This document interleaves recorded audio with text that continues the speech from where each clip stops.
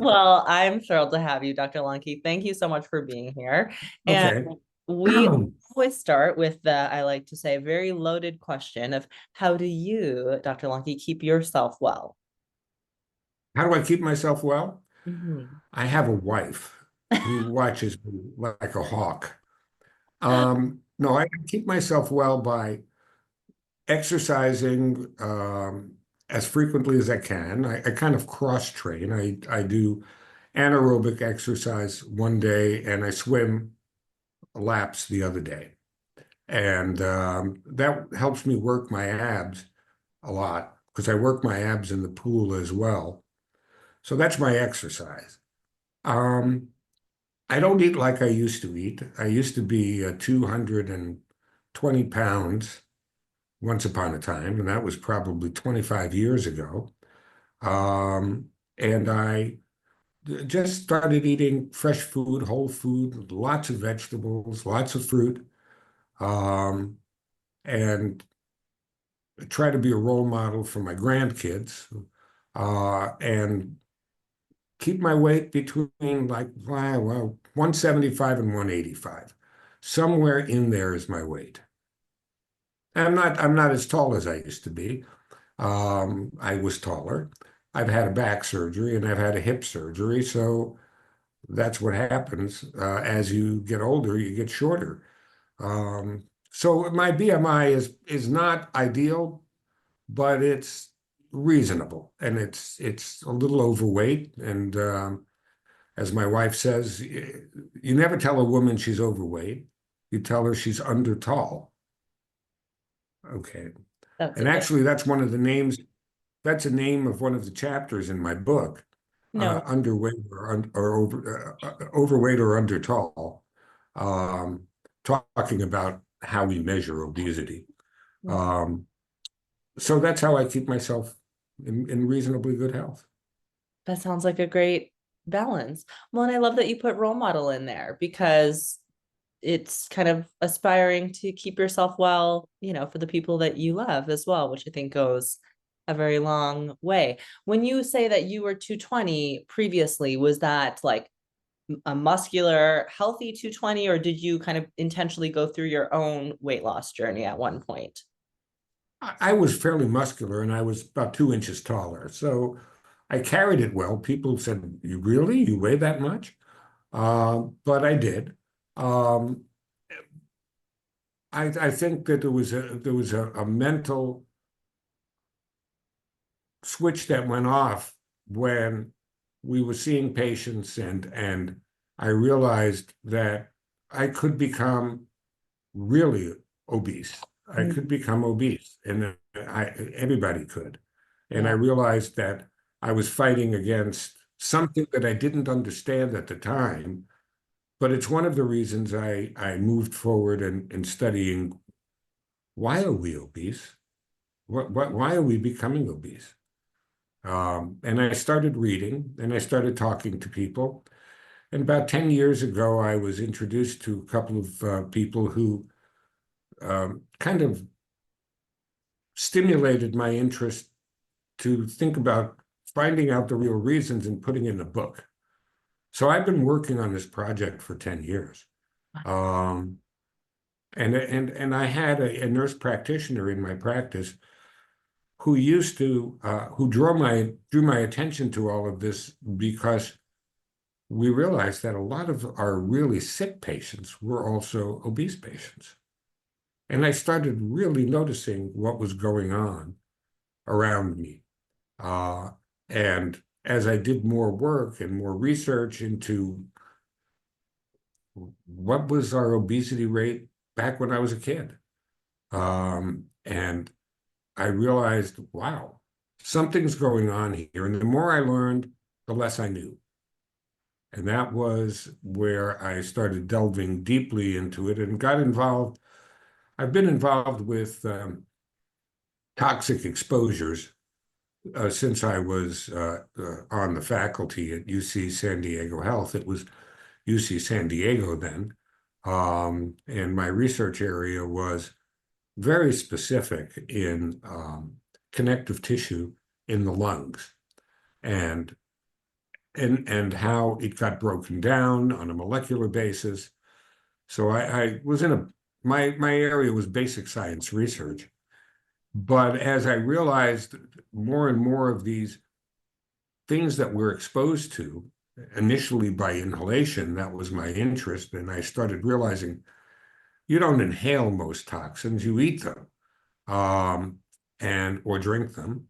And I realized that there may be a tie-in here between these toxic compounds that are all around us and our obesity. So that's really how it all started. But I was overweight and obese. I was clinically obese at one time. Wow. So with defined with using BMI still to have that clinical obese definition. Yes, unfortunately, um, until we change and have better ways, using calipers and measuring fat thickness and taking a look at some of the other methods that I talk about in the early chapters in Outsmarting Obesity in the book, um, until we standardize that, we're stuck with BMI. Yeah. And we realize there are people who will be called obese who you and I know are not obese. Yeah. Uh, but the fact is we're stuck with BMI, and it's used by insurance tables. It correlates well with illness. It correlates well with a lot of other complications of obesity.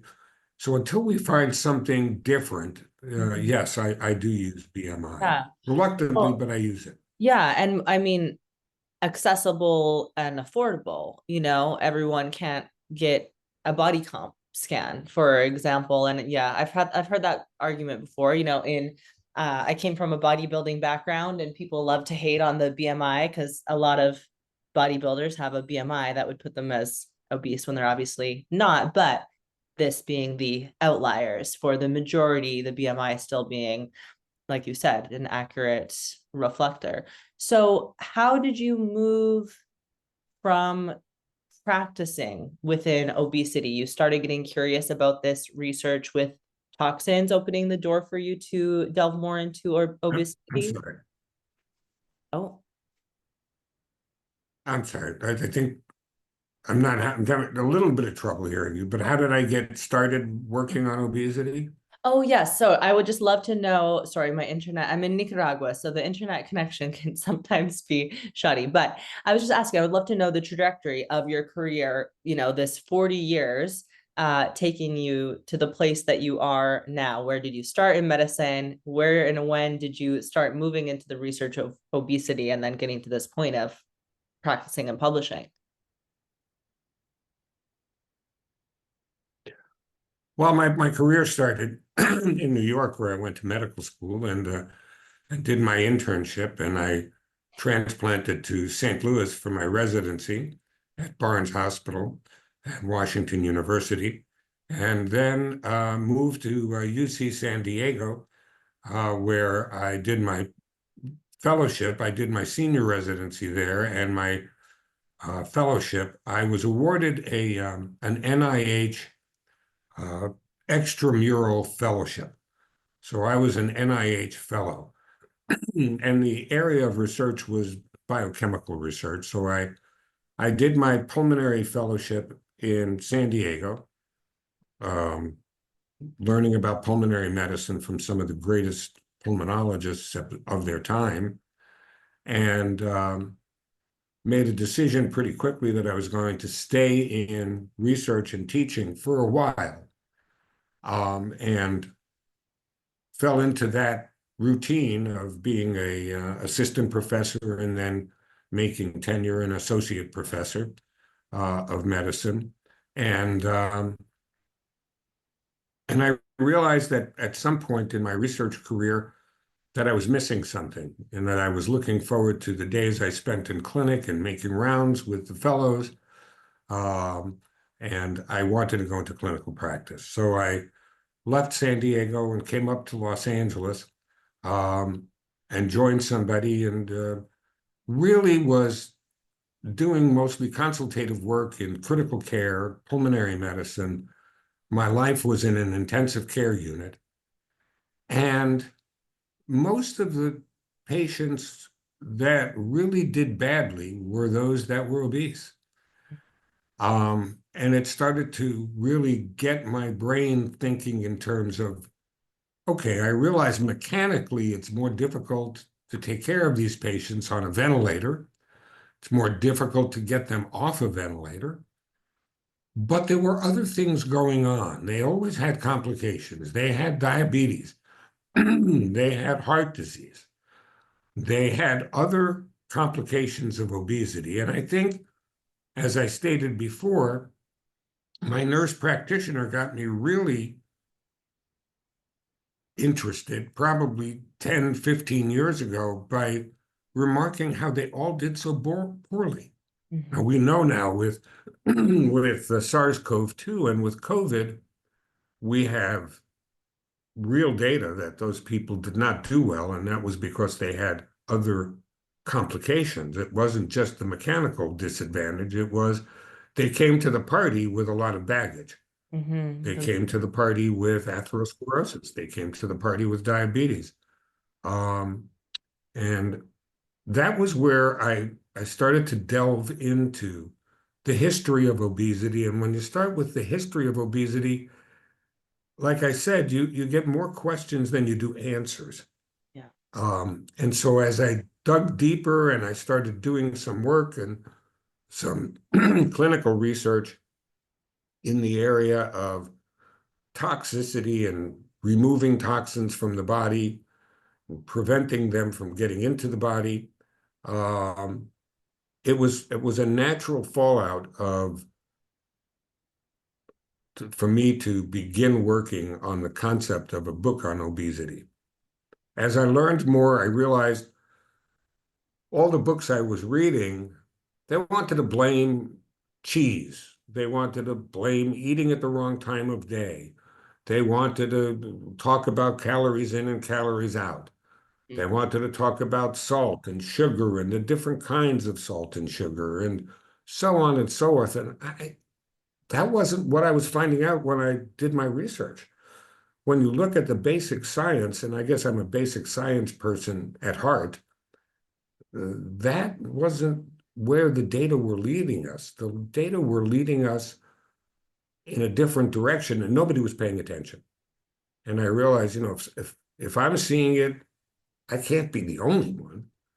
But apparently, one or two other folks have touched on the surface of this problem, but not put it all together. And that's what, in Outsmarting Obesity, I decided if I was going to write a book about obesity, I didn't want it to be a diet book, because that's nonsense for me. I don't care how you lose weight. Everybody can lose weight. Everybody knows how to lose weight. I don't care whether you go on calorie restriction, and I realized it didn't matter whether you eliminated sweets from your diet or so on and so forth, or you exercised. Everybody could lose weight. The problem was keeping it off. That's the problem for the majority of dieters. And I read some data, looking at data that say, well, the average dieter goes on 4 diets a year. Why? If you go on a diet and you lose the weight, why doesn't it stay off? And then when I began to realize it wasn't just us humans getting fat, but our animals were getting fat, I saw the connection between our environment and our obesity. And everybody wants to say, well, it's genetic, it runs in my family. Well, here's the news. It's not in your genes, not really. It's on how your genes are behaving. That's why we're obese. And how your genes behave is dictated by something called epigenetics.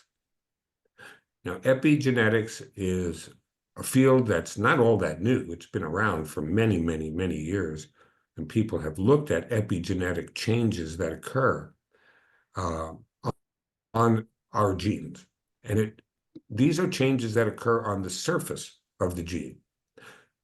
So a chemical moiety called a methyl group, 1 carbon and 3 hydrogens, causes most of the epigenetic changes that we're aware of.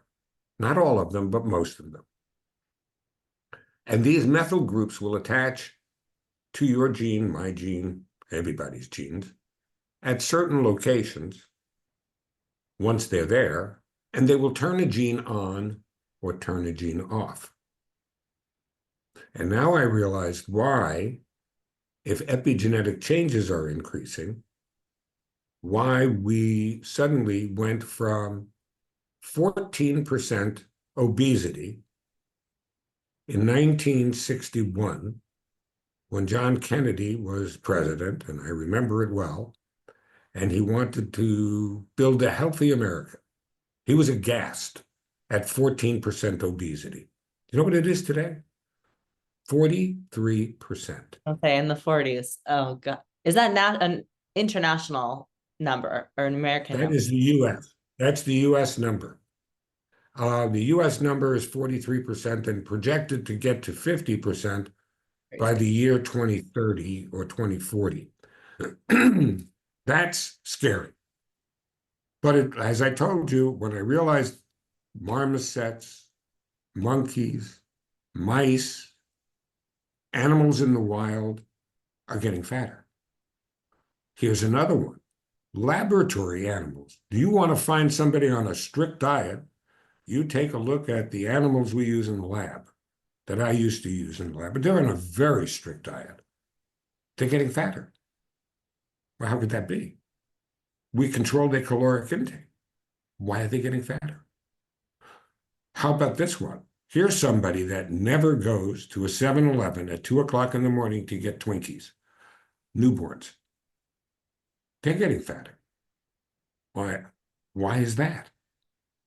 And like I said, the more I looked, the more I learned, the less I knew, until I could bring it all together, which is what I believe we've done in outsmarting obesity. And I've teamed up with a nutritionist, Chris Talley. And Chris is a very, very widely respected nutritionist. He's the nutritionist for many professional sports teams. I won't mention them here. I don't know that he would like me to, but I mean, he works for at least a half dozen NFL teams and takes care of every big name you could think of in the NBA and so on. And of course, in Hollywood, since we're here, he's the nutritionist to the stars. And as we discussed this a little bit a few years back, and I asked him to contribute to the book, and he was very agreeable. And so every chapter has a piece by Chris, taking the concept of that chapter and bringing it into his own nutritional practice, how he works with athletes on this problem, how he works with stars in Hollywood on this practice, with these practices. So that's where I began to realize that this is a problem that is bigger than calories in and calories out. So this role of toxins and toxicity, because you're saying all these other books try to blame a variable, and then we hear, I mean, it's part of the confusion, right? We hear all of these competing theories as to what is the cause of weight gain, whether it's calories in, calories out, meal timing, the list goes on. You're saying toxins and this epigenetic switch being a primary. We have a gene, Kalli, that takes a what we call pluripotential cell. That means a cell that could become any number of different kinds of cells in a developing fetus. So here you are, you're in the womb, you have a pluripotential cell. It can become either a fat cell or a muscle cell.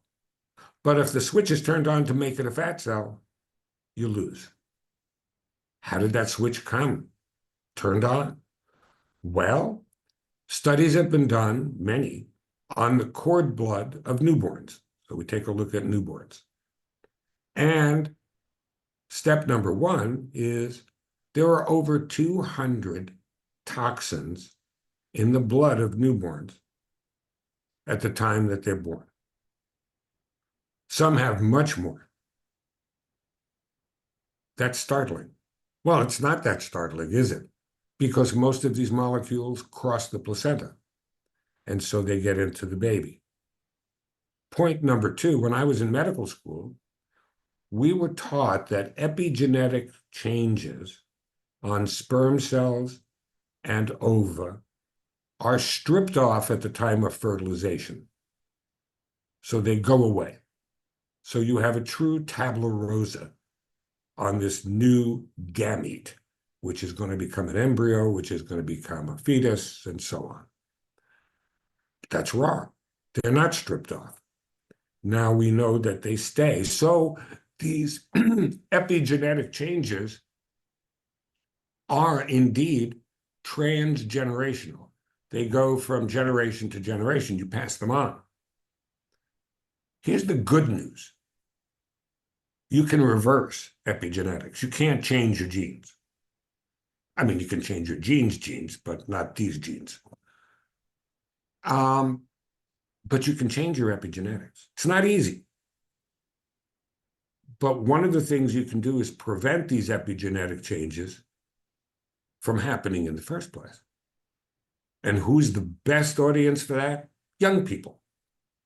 Young people, they're going to have babies, many of them in the future. And so if we can get less of these epigenetic changes being passed on that are negative, then we're going to go in a different direction with obesity. We could reverse it. The point is that I had to come up with some kind of approach. And the approach was initially when we started working on this and when I started looking into it, I realized not everybody accepts the fact that they're carrying a burden of toxins. Oh, I eat organic, I eat healthy. Please. My mother used an iron skillet. There was no Teflon. There was no nonstick cookware. There was nothing to protect it. My mother put plastic covers on the couch so we didn't spill anything, because God forbid you spilled something on the couch, it was stained forever. But now we have no stain, right? We have stain-resistant fabrics. We have fireproof fabrics, flame-retardant fabrics. We have nonstick cookware. We have plastic containers. My mother used glass. That's why her generation was not 40% obese. But we, as Dow Chemical once said many years ago when I was a kid, better living through chemistry. Turned out, not really. We have 85,000 chemicals that are cleared for use by the Federal Trade Commission. It's not the FDA, FTC.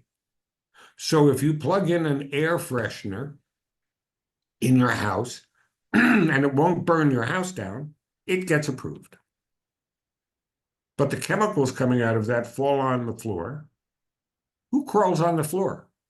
Oh, babies, toddlers. What do they do with their hands? They put them in their mouth.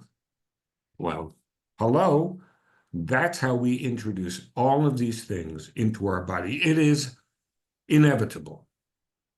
So the first thing most people didn't believe is that they were toxic, that they're carrying toxic chemicals. And if you look back 15, 20 years ago, there were studies done in Canada, in the United States, where lawmakers were sure they didn't have any toxins. And every one of them that were tested had blood full of toxins. They were aghast, which is why Canada, by the way, banned bisphenol A in baby bottles.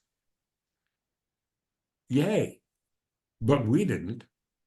But just in case, the chemical companies figured that they'll outsmart us. All the work was done on bisphenol A, so they changed the molecule to bisphenol S. Same epigenetic changes get induced by these chemicals, but there's no research on it, so they're able to continue to get away with putting bisphenol in plastics. I'm just giving you a few examples of the kinds of molecules, the perfluorochemicals that are in nonstick cookware. So the first thing that you had to do is get people to accept the fact that we're toxic and that we have toxic behaviors. Our relationship with food is not very good for many of us. That was accept. Then I realized we have to identify. Okay, so if you accept that fact, look around your house and look at yourself. What are the behaviors that you have in your relationship with food that are bad? What are the chemical products in your house that you can at least decrease their impact? Do you get rid of all of your nonstick cookware? Well, I did, but everybody doesn't have to, because I go to Starbucks just like you do, and if I get a muffin, did they use nonstick cookware? I don't know. You see, that's the problem. It's everywhere. And you're not going to eliminate 85,000 chemicals. The chemical industry lobby is huge. I go into this in the book, to the politics of all of this. And the food companies, the diet companies, it's a huge, you know how many hundreds of billions of dollars have been spent between 61 and now. And the outcome of that is we've gone from 14% obesity to 43%. Boy, that's a success story, right? Ooh, no, it's not. It's not success at all. And Well, so it has to be depends. something else. Depends whose team you're on. If you're those companies, maybe that is. Right. Well, it was very successful for them. So we're not going to legislate away. And so identifying became very important. And the next was, okay, now I've accepted it and I've identified it. How do I prevent it? And that's where the book gets into a lot of discussion. And so I've come up with a 4-step approach, not a diet, but it's an approach. Accept, identify, prevent, and eliminate. Accept the fact that you're toxic. Identify the toxins in your home, in your life. Prevent their absorption into your body, which we can do. And once they're in there, and if they're there, how do I eliminate them? That's the trickiest of all. Can I get rid of them? Is that the only way you can be successful in maintaining weight? The concept of my book, and people have asked me, okay, what will somebody that reads your book that's trying to diet and lose weight learn? They will learn how to lose weight and then keep it off after they come off the diet. If they apply the principles of AIPE, APE, if you will, into their lives at the same time that they go on the diet, and then they continue that, they will have a successful maintenance of their weight loss, as good as you can get. And once your body accepts that, and it takes a while for the body to accept that because it wants you to store fat. We are built for a famine. We are. And so all of these epigenetic changes, if your behavior changes simultaneously, you strip them off. The AIPE program is very useful if you have kids or grandkids like I do, who are now, my grandkids are in the reproductive phase of their lives. If they go into that carrying fewer epigenetic changes, they're going to transmit fewer epigenetic changes to their offspring. And that's where the hope is. So, okay, we're all accepting we're toxic. What are some like top 5 products that you would identify we probably all are using every day that would be important to start being mindful of? I know you mentioned Teflon, scent products. I've been super aware.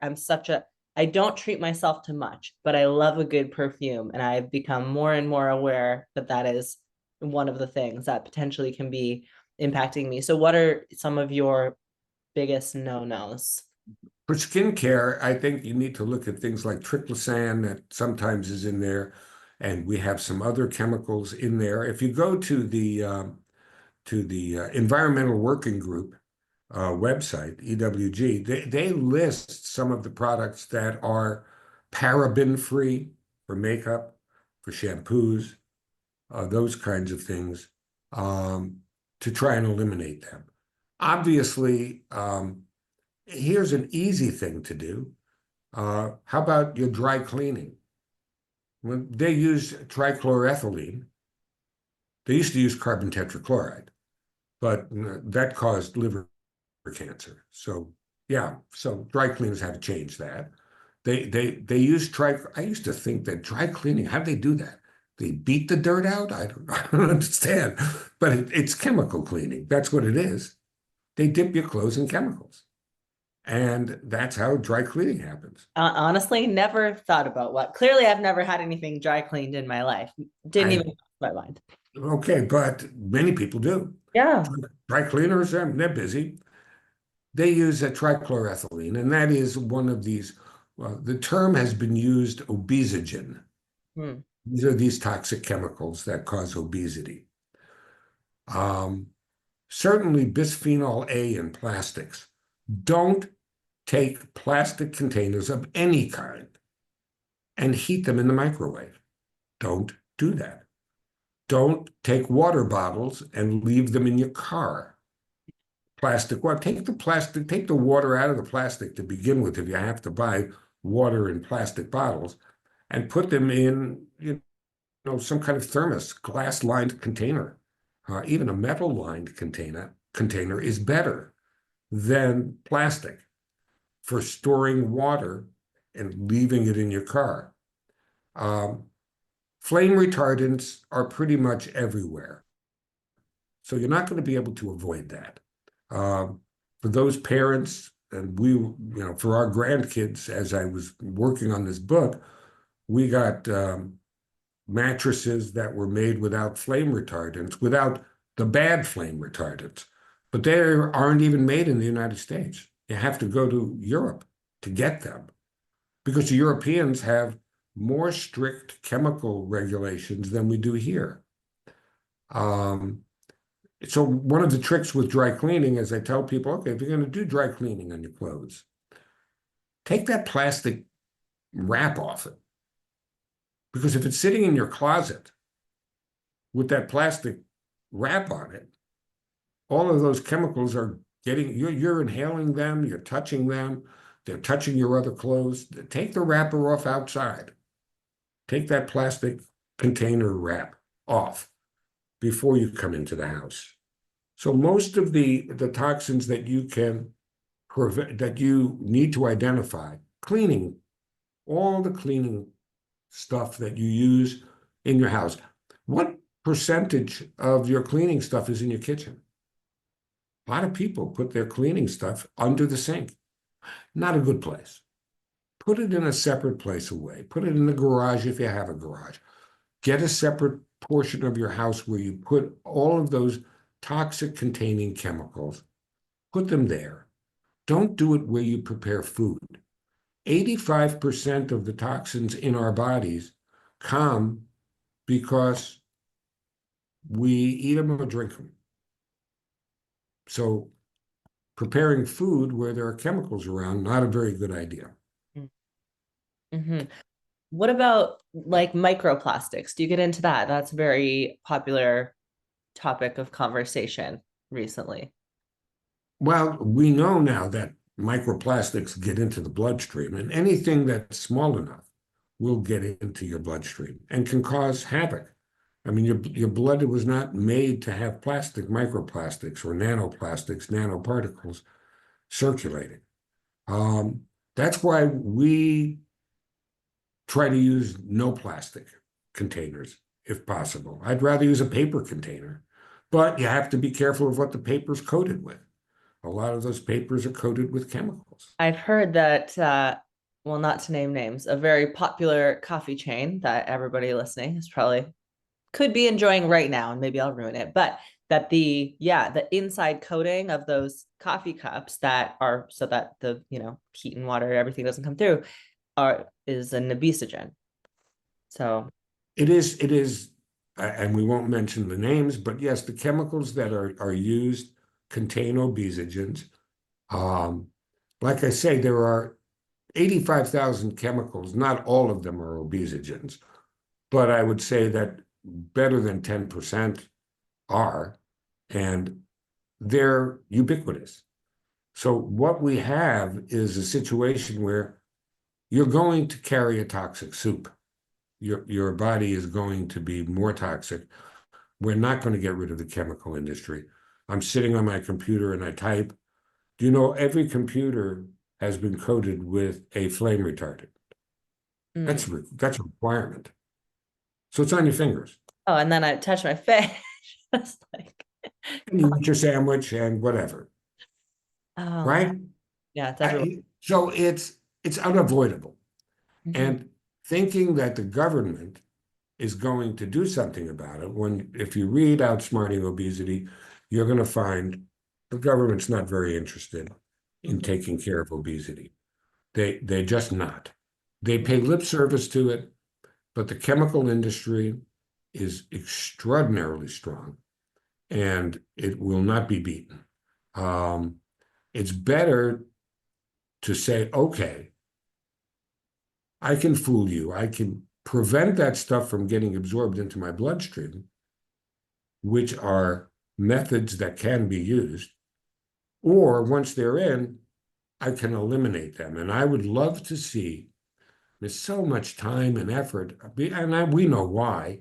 It goes into marketing, you know, Wegovy and Ozempic and Yeah, I all the want to ask your GLP-1, thoughts about right. this.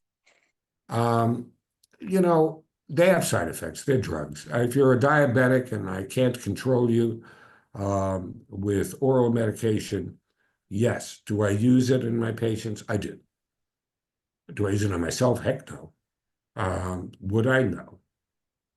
The fact is, every every drug, think of it this way, every drug is a chemical that does 20 things, one of which may help you, and 19 of which won't kill you.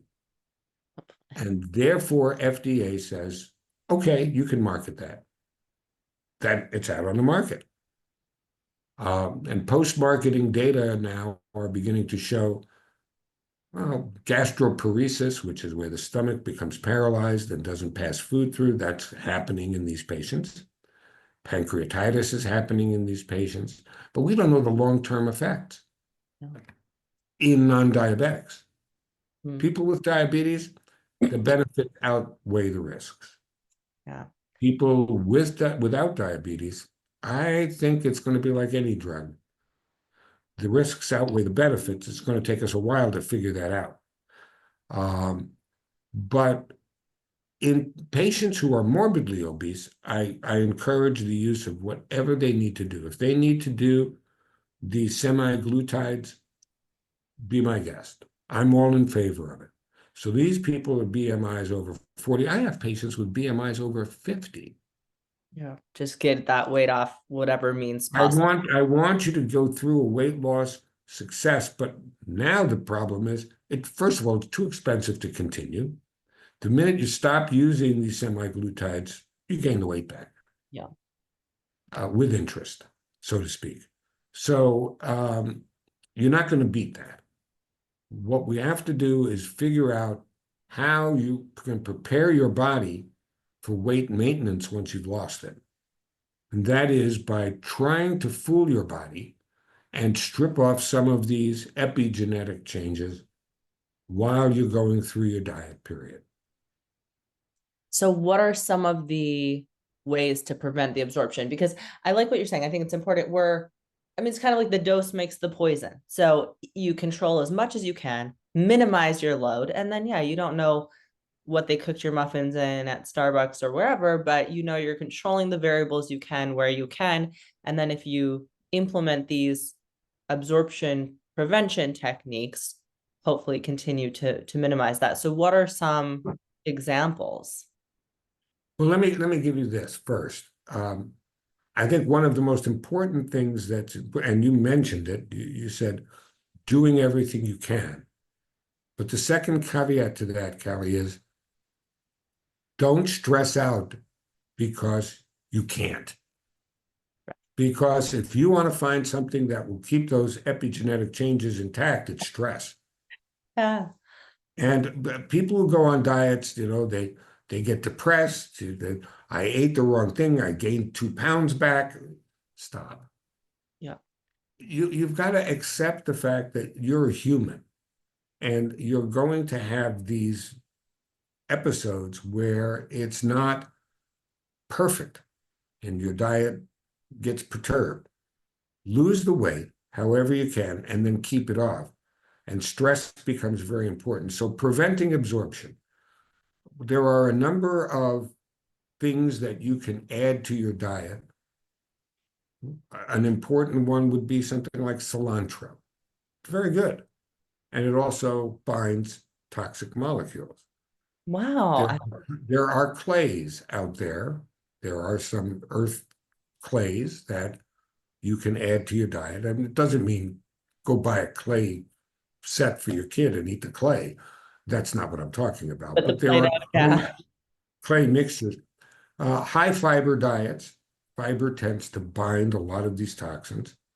There are algae, okay, chlorella being one, which you can add to your diet, which will bind these toxins in your stomach and not allow you to absorb them.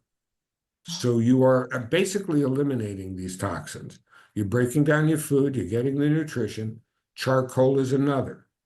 There's another molecule called zeolites. I don't know if you've heard of zeolites. I believe so. Zeolites. This is a good role model for where we need to be going in the laboratory in the future. Zeolites are natural, is a natural compound. There are about 20 or so different kinds of zeolites. They are formed in nature. They form when volcanic ash hits seawater. It's the best way to talk about it. So it's a mineral. It is an aluminum silicate matrix. It looks like a beehive if you look at it under the microscope. There are all these little holes and areas, and it's normally negatively charged. It's one of the few negatively charged minerals. Now, some zeolites, like asbestos is a zeolite. That's its class of mineral. I want that one. Okay. That's not a good one. Yeah. But there's one called clinoptilolite. It's a long name. But clinoptilolite, and I cover this in the book, is a naturally occurring mineral that's an aluminum silicate matrix.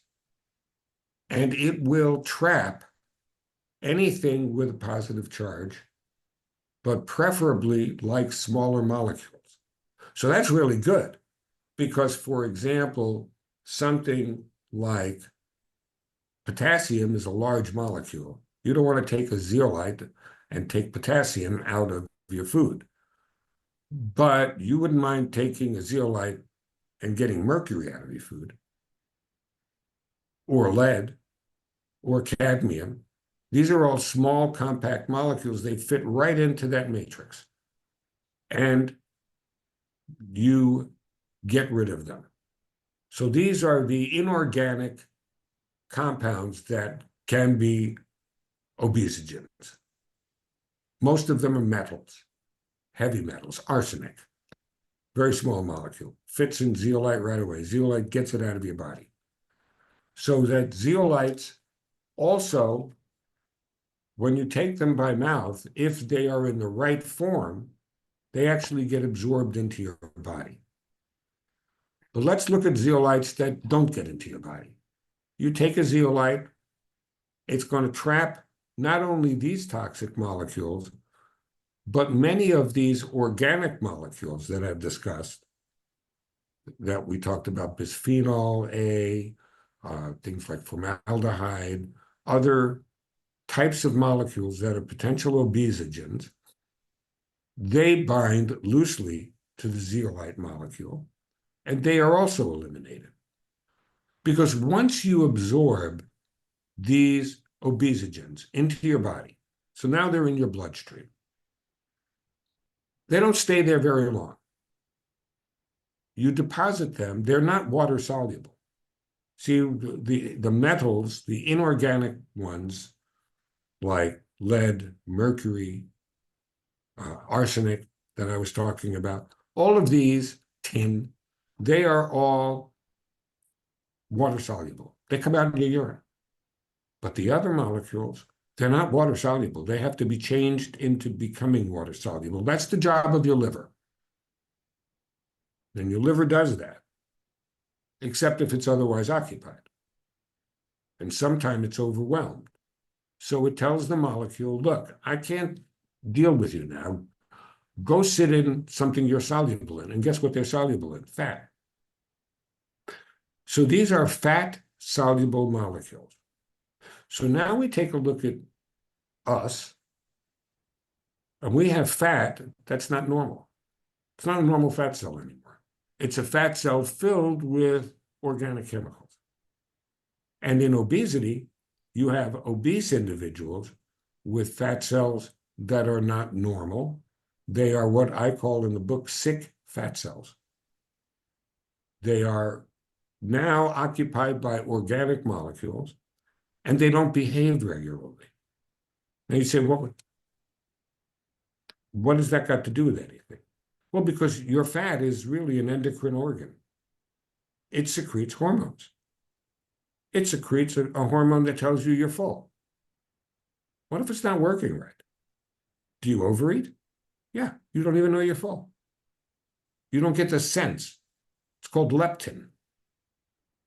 And so if you have enough leptin being secreted, then you'll eat. Your brain will know, your hypothalamus will know that you're full, and you'll stop eating. But we know that when we disturb leptin secretion in animal models and in humans, it doesn't work. They just keep eating. They get fat.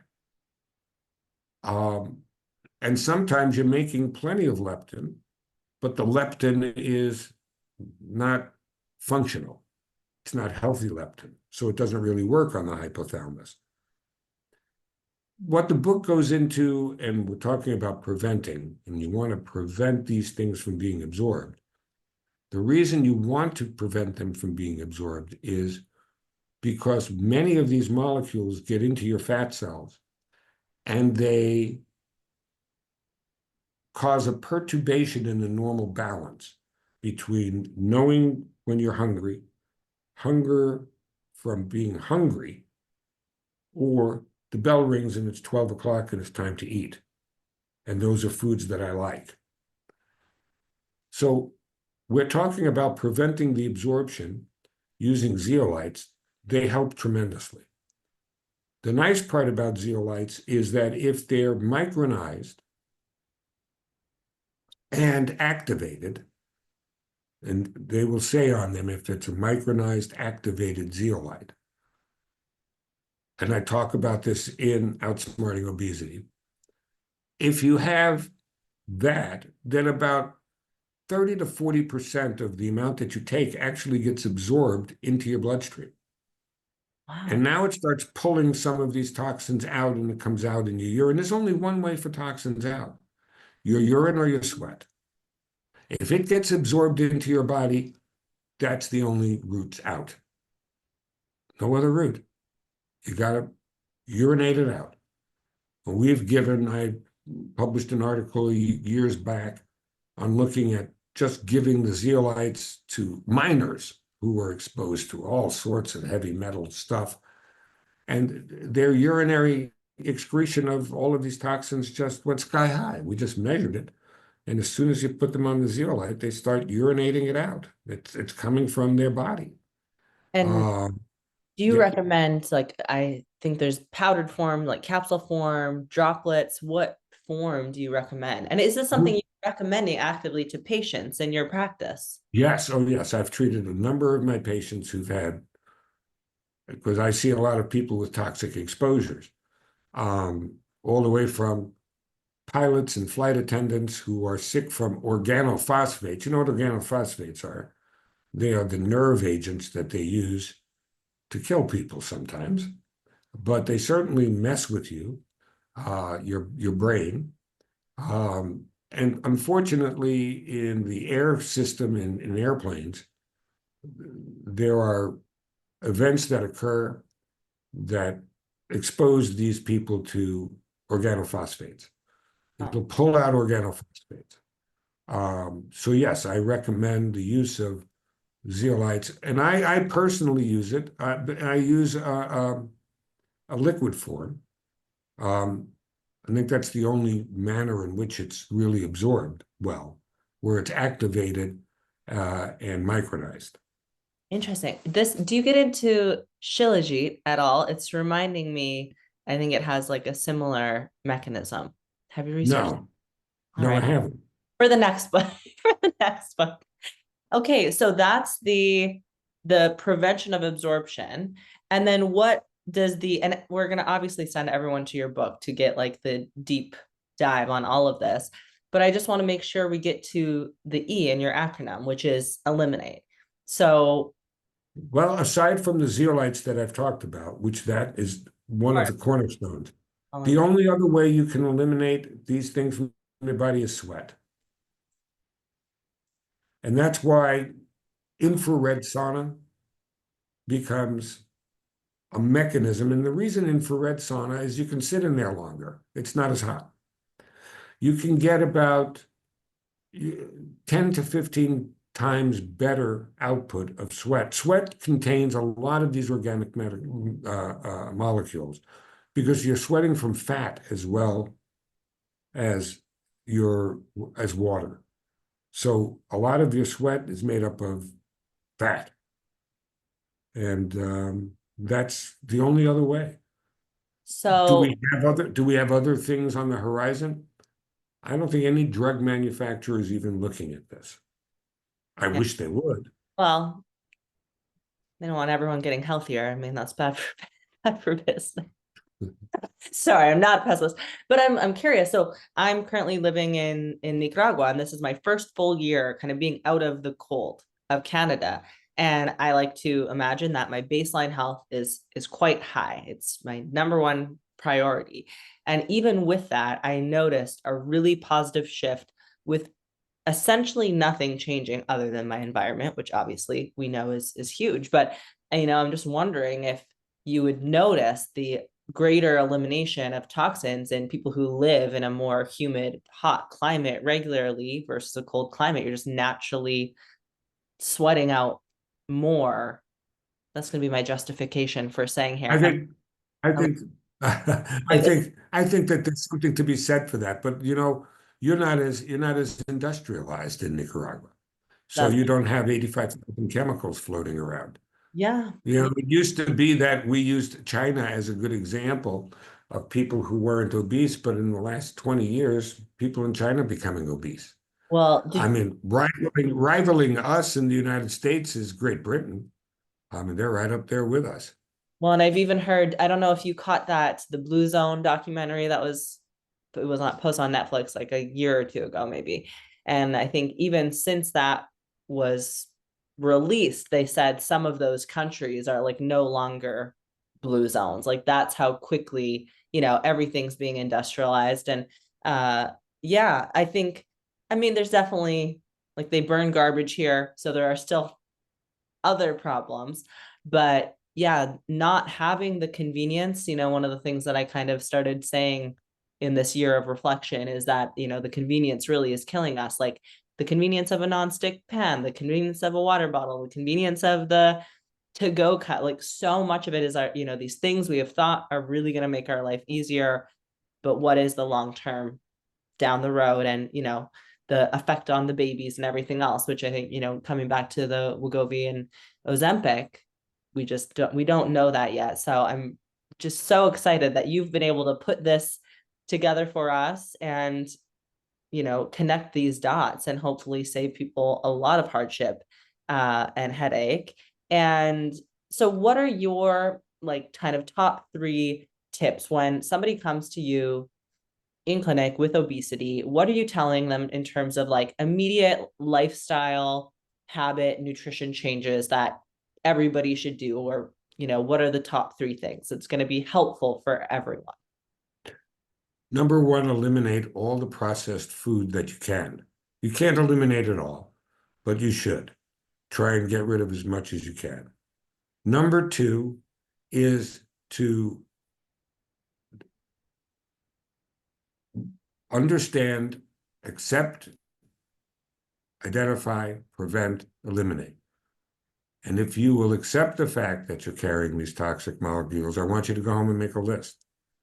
I want you to identify all of the things in your house, but I also want you to make another list of all the behaviors that you think are toxic in your relationship with food. It's really important to be accountable and make that list. And then sit down and start saying, and then number 3, don't try to tackle it all at once. Take one of those toxic behaviors, eliminate it. And when you have successfully eliminated it and you found a way to even prevent it from even coming into your head, let's move on to the next one. It's a marathon. It's not a sprint. To doing this correctly for people who are overweight and obese. The other people that I wrote this book for, though, and I've talked about it probably maybe not enough, are my grandkids, the younger people. They really need to understand this information. We need to make it easy for them. We need to, because we like easy. We don't like hard. Nobody likes hard. We live in an easy environment. So the top 3 things I will tell them is, I don't want you starting a detox diet. Don't tell me you went through a detox this weekend. Detox is something you do all the time. We're always detoxing. I'm always detoxing. I want young people to understand that they can change this. They can really make a difference. Young being, under 40 or 50, that age group is reproductive. They can make a difference. They can make a difference in what they do with their own bodies before they become pregnant, during their pregnancy, and they can pass that on to their kids. It's otherwise we're going to break the bank. We are not going to be able to afford childhood diabetes. I've seen kids with sleep apnea, kids directly related to their obesity. So what I tell my patients who come to me is, Doc, how can I lose weight? I said, you got to stop fighting yourself. You've got to stop fighting yourself. Don't tell me you're going on a diet, okay? Tell me you understand why you're obese to begin with. Once they see that, once they get the concepts, it's like a weight is lifted off their shoulders. And it isn't the weight that comes with it. And I go into this in the book. I'll touch on it in 1 minute.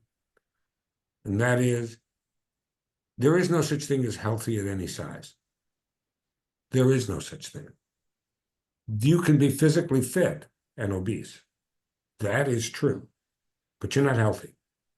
Because all of the data show that despite being physically fit, those people with the higher BMIs are going to have strokes, heart attacks, cancer, and diabetes.